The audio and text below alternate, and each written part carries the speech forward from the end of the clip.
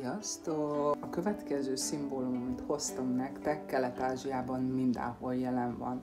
A mítoszokban, a legendákban, a vallásokban, az asztrológiában, a művészetekben, tényleg mindenhol. Mélyen tisztelt istenek közé tartozik a sárkány. Ő olyan kicsit, mint a magyaroknak a turulmadár.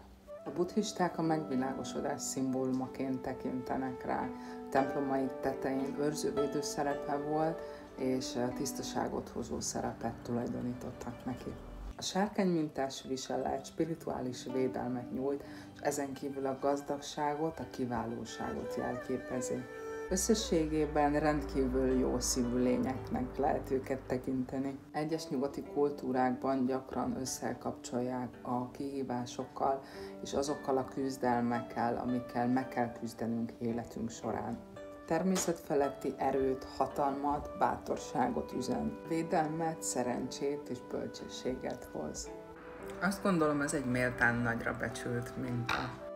A sárkány üzenetét a ti válaszaitok alapján választottam ki, úgyhogy szeretném, ha most is megírnátok kommentben azt, hogy szerintetek mi legyen a következő Tattoo Lexikon résznek a témája.